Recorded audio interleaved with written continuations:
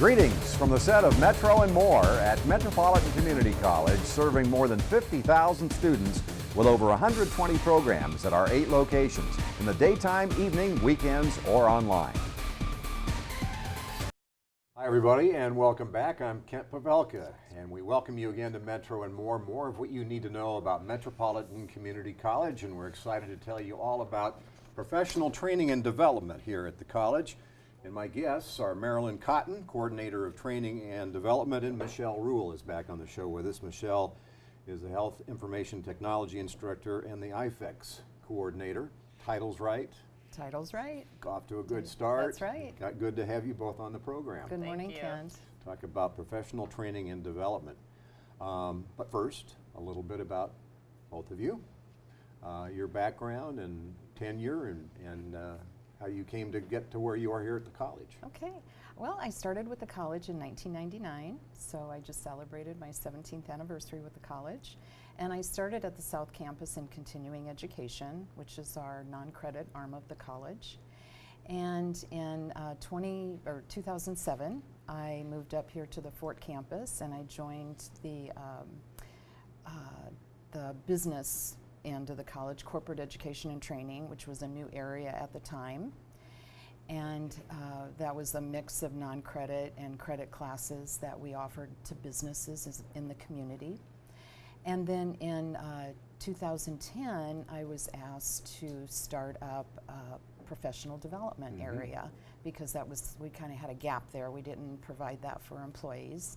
So I was asked to head that up, and so I started that area.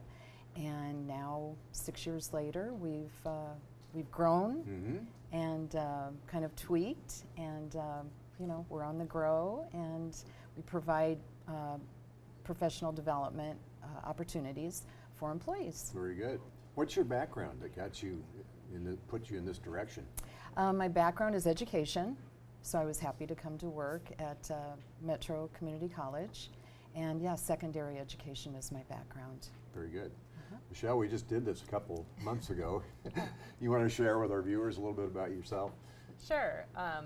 I started at the college about 10 years ago as an adjunct instructor in the Health Information Management Systems program area, and became full-time a couple of years after that, and then had the opportunity to be involved in a new program at the college, which was Health Information Technology. It sounds pretty similar in name, but it's actually quite a bit different from the HIMSS program. So ever since then, I've been working as the full-time faculty member in that area and the coordinator for that program. And about 2 years ago, I became involved with IFEX, which is the Institute for Faculty Excellence, and I've had the opportunity to work together with Marilyn on training and development for faculty and staff. So that's been an interesting and fun experience over the last couple of years too. Well, let's talk about it. Professional training and development. This is as you said, Marilyn, maybe the college at one point or another identified that we need to do some different things, or in that respect. Exactly. And we're talking about staff. You focus more on staff, and you focus more on faculty. Is that right? Exactly. So give us an overview of how this all works. Well, we have we have offerings every quarter, and they're listed out on our website. So employees can register for any of the classes. They're free of charge. Most of them are during the day. And employees have to get approval from their supervisors in order to attend the workshops. We offer soft skill classes. We offer technology classes. We offer them college-wide on all of our campuses and centers. We're kind of multi-pronged, so we offer classes traditionally in a classroom setting, but we also offer e-learning classes through a partnership we have with BizLibrary. So we have a registration process. We have instructors from within the college. We have a lot of internal talent that we use, and then we also outsource for some of our instructors. You mentioned terminology, soft sell. What's soft sell? Yes, our soft courses are more like Problem solving or communication classes. Yeah, those types of classes. Is this mandatory, voluntary, or how's that work? It is voluntary. The only mandatory class we have at the college is preventing sexual harassment, and that is actually offered through our HR department, our human resources department. That's our only mandatory course that all employees have to take before they start working here. Otherwise, supervisors can require classes for their direct reports, but college-wide, it's voluntary. Are the opportunities for the faculty the same as they are for the staff, or how does that work? There is some overlap, and so some of the classes, for example, that Marilyn offers in her area have to do with using technology, using the newest version of Windows or something like that, and that is always offered to staff and to faculty. And then we have some specific classes for faculty, which relate more to teaching methods and things like that.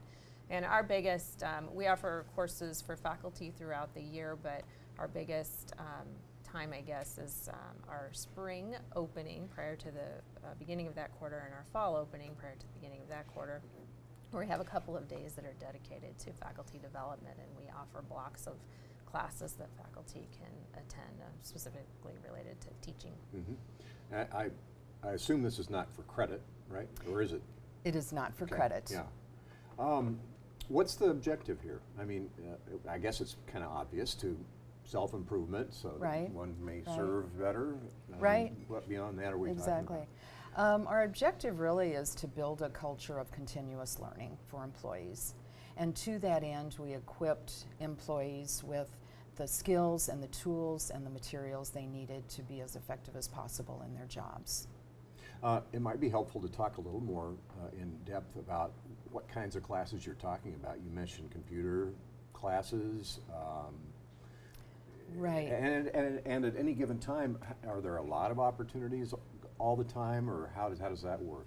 There are a lot of opportunities. That we do have a website, and if you'd go to our website today, you'd see that our offerings include a variety of workshops, such as we have communication classes out, customer service classes.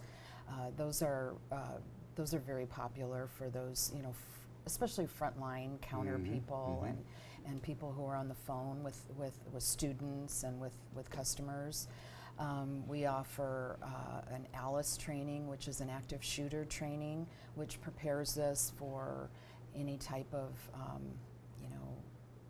heaven forbid, attacks. yeah. Right. We offer, as Michelle said, we offer technology classes. We offer, Excel and Word, just a variety of classes for all, all employees. Sure. You want anything to add to that? Well, as far as the faculty-specific courses that I mentioned, some of that we do is on demand. So, for example, a dean might contact us and say, hey, I'd really love for the faculty in this area to have some specific learning opportunities related to classroom management or something of that nature. And so, How long does it take you to throw that together? Well, we really like to use other faculty internally to teach courses like that whenever possible, but sometimes we bring people in from the outside. I know Marilyn does that sometimes too for her courses, and consultants who are available to put together something like that and present it. And has this turned out to be something that's hugely popular with the staff and the faculty? I mean, how they embraced it? It's very popular. It grows every year. And we really partner internally with a lot of the other areas, such as IT. We partner with IT, and in fact, just this summer, we adopted a new telephone system at the college in July. And so we offered 50 sections of workshops and training so that all employees have new phones, digital phones, so they all have to know how to use the phones. And new numbers too. And right? new numbers, exactly. Prefixes anyway. And prefixes and area codes. Yeah. So we offered over 50 sections this summer on you know, on how to use the telephone. Sure. And we also partner with IT when there's an upgrade to our, you know, to our system or to our software. And we offer, there again, we offer sections so that employees know how to use that new software. This is just a guess, but I'm assuming that those who take advantage, you see this kind of the same people who are interested coming back, and those who aren't don't show up. Or Exactly, whatever. Yeah. exactly. We do see a lot of returning employees who are just lifelong learners. Sure. And they just, you know, they love to learn, and their supervisors are behind that. Mm-hmm. And so we do see a lot of returning participants.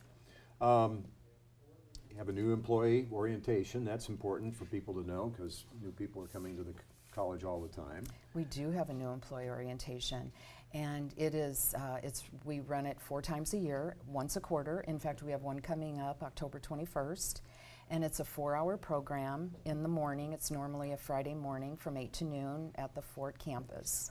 Excuse me, at the Fort campus. And we normally have about 15 to 20 new employees who attend, and they're all staff, part-time and regular part-time and regular full-time staff. And You said this isn't mandatory. I would assume that one maybe is, or you know, ought to be. it's not mandatory, but you know, supervisors really support it and really recommend staff to go. And Randy Schmazel, our president, sends an invitation to new employees. So I think they kind of hop right on that. Yeah. And Hint, hint. yes, exactly, exactly. And we do have the support. The president usually pops in and welcomes all the new employees. And the same with the vice presidents and members of cabinet. They pop in and welcome employees and kind of tell a little bit about themselves and their areas and the college, you know, the culture of the college, and share stories. And then we have other personnel who come in and talk about their areas. You know, the business department, Rich Hanneman will come in. The police department will come in and talk about safety on campus. The master plan, they come in. Lindsay Neiman comes in and talks about, and that's such an exciting All these new portion, buildings. all these new buildings, and yeah, the master plan on all the campuses and the changes and the updates. And we have a help desk person. Robin Perkins comes in and talks about help desk. There's always a lot of questions about that. And My Way, and so it's just really fast moving. It's a quick 4 hours. We talk a lot about mission and how new employees, how their jobs tie in and support the mission. And their jobs wouldn't be here at the college. They wouldn't exist if they didn't support the mission. And you know, just the existence of this program helps create the culture, doesn't it? Yes, Isn't it kinda really does. interesting? Yeah. It really does, and the new employees get to know one another, and they kind of form their own cohort, and they get to know one another. They get to know faces and names. So it's a real upbeat, you know, informal program. Yeah. But it works. I know one of the things I wanted you guys to talk about, because it's pretty cool, is the Academy for Leadership. Yes. What's it all about? Tell us about it. Well, the Academy for Leadership, we formed a steering panel in March of 2011, and the design of the program was meant to provide participants with leadership, knowledge and skills and tools so that they can, you know, serve the college and serve the community with distinction. And the program kicked off in 2012 with our first class, and from there we had 4 consecutive years of Academy for Leadership classes. And Michelle and I co-facilitated the last couple years of the program, and Michelle is going to talk a little bit about content and about the whole experience. Great. Yeah. So there are typically about 15 participants per year, right? Yes. And the sessions meet once a month, and sometimes they're half days, sometimes they're full days for 9 or 10 months, beginning in January. And so the topics that are covered within those 10 sessions kind of involve self-discovery. So the participants take the Strengths Quest, the Gallup Strengths Quest assessment, and kind of figure out where they land as far as their top 5 strengths. And then we have some sessions related to developing those and how you can work with others who have strengths similar to yours and strengths different from yours, and what makes productive teams based on those strengths. So that's a big part of it. Other sessions involve organizational things like budget, strategic planning, and things like that. And Marilyn brings in people from across the college departments, and it's really kind of similar to the new faculty or the new employee orientation, except much deeper. And it really gives the participants a big picture perspective on the college and how things operate and how the different departments work together. And what else? Planning and forward thinking is a big part too. And so the participants are all asked to complete 2 electives during the course of the 10 months. And one of those electives is a written report or a paper that they write based on a review of a book that they read related to leadership or a conference that they've attended. We've had people write about a TED Talk that they watched that really impacted them, things like that. So that's one of the elective pieces. Another one is they're asked to do an oral report to their group about something along those same lines, something related to leadership that they've studied. And it's really it's so neat to watch all of that unfold, because not only is it the process of gathering the information and doing the research that they're doing for this report, it's thinking about how can I be an effective presenter, how can I share this information with my colleagues and seem professional, and then there's like a Q&A session after that, and so it really kind of covers a lot of areas, and the feedback that we've gotten from people especially after the oral reports is, it was so neat to be able to share with everybody. I felt a lot closer to my colleagues, and I learned so much, from my colleagues during this experience. So that's a neat part of it too. And then at the end of the Academy for Leadership, that final month involves capstone presentations. So teams are formed early on in the Academy, maybe, what would you say, Marilyn? March-ish. So teams of maybe 4 or so, 4 people apiece. And then they do some research and kind of look at a topic that really deserves closer attention, maybe at the college, and then work on developing a presentation related to recommendations for addressing that particular topic. So it's a really good experience too. They tend to meet outside of the regular monthly meetings as a small group so that they can work on their presentation, and then they have kind of checkpoints with us and others on the committee throughout that time, and so we can all figure out if they're on track for their final presentations. Any of those ever been implemented here at the college, those ideas that Well, come yeah. from that experience? Yeah, I think in bits and pieces, and it's nice because it's all documented, everything that they've done, and if if it's implemented in small ways to start with, our leadership can always go back and look at that and maybe take additional chunks and implement that further down the road. So. What we're talking about here makes me curious.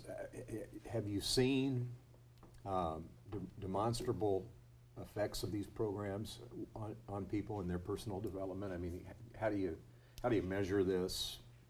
Observe people's growth or what? Right, absolutely. I think the confidence, the growth in confidence as they from start to finish, they come in, they have some oral, presentations to make, they work on the capstone, they learn about. That's the second time we've heard capstone. What does that mean? Okay, the capstone is the final project. Okay. So what they do is the content, the full content of the 10 months, they kind of encapsulate that and utilize that in their capstone. Okay. Use all those. Gotcha. Yeah. So, but it's Yeah, I think it just really grows their confidence. They learn more about themselves through the program, through the Strengths Quest that's kind of infused in the program, and they, you know, they bond with their cohort. They bond, and you know, many of them have gone on to further their education. Many of them have gone on to you know, to pursue higher degrees, just because of that confidence. Yeah. We don't know if they would have otherwise, Well, right? exactly, And, exactly. and I'm not just asking that question relative to the Academy for Leadership, but I mean in all the coursework that you offer regarding development. Do you see development in individuals? We really do. We really do see development in individuals, and just the engagement in classes. You know, the way they engage, the way they ask questions. It's so nice to see after a class that when, you know, participants go, you know, pursue the instructor and ask questions and want to talk more and make an appointment, and you know, and then they come back for, you know, they come back to other classes, and yeah, it really, I think, grows their they improve in their work and their jobs. So that's really what the program's all about. That's great. I mean, you know, yeah, I think too often in a career, in a job environment, you don't have these opportunities, Right. And it can become boring, for lack of a better way of putting it, Right. to come in and day out without a chance to expand Yes. in some way. Yes, exactly. I think that's what the college decided when, you know, we went 2 or 3 years without a training and development program. So it was time to bring it back. And it's also the social benefit. You know, we're a multi-campus, and you know, a lot of times you just don't see people on different campuses. So we did a survey a couple years ago asking employees what they would like to see, what they, you know, what needs they would like to have filled in professional development, and how they would like to see, you know, the direction of professional development, whether they prefer face-to-face, you know, traditional learning style, or e-learning, and most of them so you said, don't have to interact. right, but most of them said definitely face-to-face. They said they wanted what you're doing. They in other want words. what Yeah. we're doing, yeah, absolutely, yeah. I've mentioned, we've mentioned a number of specifics in these classes and seminars. I don't want to leave anything out that you want to share. I mean, I'll just throw some other things out. You've got business library to talk about, writing center workshops, the ALICE program we mentioned. Those or any other programs or classes you want to talk about? Well, we were going to talk about Strengths Quest a little bit, maybe a little, you know, we wanted to talk about that Please. a little bit. Okay. Strengths is a program through Gallup. And since Gallup is right here on the riverfront, it's such a great, you know, partnership. And we have offered the Strengths Quest program, which is, it focuses on your strengths, not on your weaknesses, but on what you do well. So we have kicked that up a notch in the last year and a half, and we are focusing more on Strengths Quest. We have a Strengths Advisory team in place, and Michelle and I are both part of that team.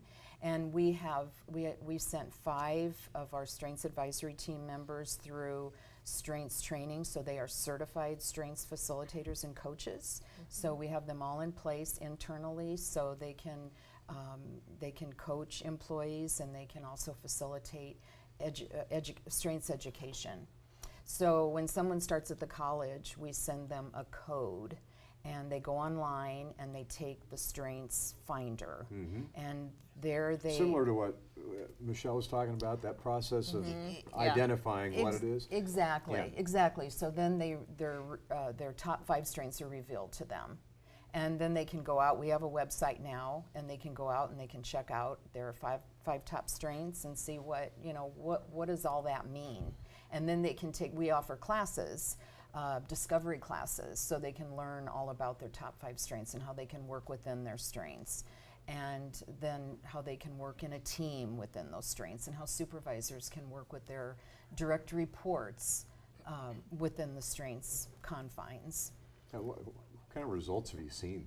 Well, through this program? we've kind of kicked that up recently, but we've seen some you know, as far as the Academy for Leadership, when we evaluate the program, most of the feedback is about strengths, that they just found that fascinating, and that it was just a discovery. It was just a self-discovery, and it's so nice to focus on strengths and the, you know, the good that you do, and the, you know, the what you contribute, you know, what I can contribute because of my Can I strengths. take that? I'd love to take Oh, that. absolutely. You're never too old, are you? No. Never, I ever. mean, because otherwise, you may not take that information and do what you can with it. Right. Because it's a strength that you really don't know about. And it's a common language here at the college. You know, it's a great conversation starter. What are your top 5 strengths? Yeah. And you find out that, you know, you share some of those top 5 strengths. So it's a great conversation starter, and it's a good overall, you know, it's good for communication too at the college. Yeah, I want to take that. Good. I will send you a code. Okay. How's that? And is it one of those things where you try to outsmart yourself and, you know, I don't know how to answer this. No, I you could have. answer it either way. I think you have, what, Can. 2 seconds to answer each Yeah. question? Oh. So you don't have a lot It's of like, time. It's what do they timed. want me to say? Yeah. You know? Same thing will be asked a number of different ways, so Yeah. you really can't. And you know, historically, if research shows that if you take the Strength Finder and then you take it again 10 years later, your top 5 are about the same. Wow. Yeah. They might change order, but they're about the same. Wow. And there's 34 strengths, so your top 5 strengths are revealed, but you never know your last one or your bottom one, because strengths focuses You on don't know your, which is number 1 or number 5. well, you do, but you don't know what's number 34 Oh, okay. or number 20 or 34, because we're focusing on strengths and not You only know on- the top 5. You know the Yeah. top 5. Yes. Very cool. I wonder Yes. at what age and development these things pop up and don't change. They offer it for teenagers too. Yeah. So they have a version that's used in the high schools. Very So, cool. yeah. What else? A couple of minutes left. Time goes by so fast. Oh, too. wow, wow. Well, we're, you know, we're expanding our strengths. In fact, we're taking that into classrooms now. So, because we want the students to be a part of that whole strengths-based, you know, college Why experience. not? I mean, it could direct you toward a career that you That's right. would be good at and like, you know. Yeah. Yeah, exactly, exactly. And my assistant, Angie Newcomer, she joined the college about a year ago, and she's really brought a lot of technology innovation to training and development. She's working on short videos that we're putting up on our website. So, you know, how to register for a class. And then you just click on that, and in less than 2 minutes, you learn how to register for a class. So we're working on kind of, you know, homegrown e-learning, I think, is in our future in terms of training and development and non-credit, not just the credit arm. Very cool programming. Professional training and development. Now, if my results of my tests don't match what I've done all my life, then what do I do? We'll talk. Well, don't take it again, because it's not going to change. Yeah. Shucks. You know, they get do-overs. Thanks so much. Any last word real quick? Thank Appreciate you it. for having us. Thank you, Kent. Marilyn, thank you. Michelle, good to Thank see you you. again. Thanks. And thank you for being with us again on Metro and More. Our goal is to better acquaint you with the mission, the leadership, and the reach of the college. I'm Kent Pavelka for Metropolitan Community College. If you have comments or questions about the program, please email us at metrovision@mccneb.edu. Thanks for watching. This has been a MetroVision production produced by Metropolitan Community College. This is Metropolitan Community College, where students connect with jobs. Choose from more than 100 1- and 2-year career programs on campus and online. Get started at mccneb.edu.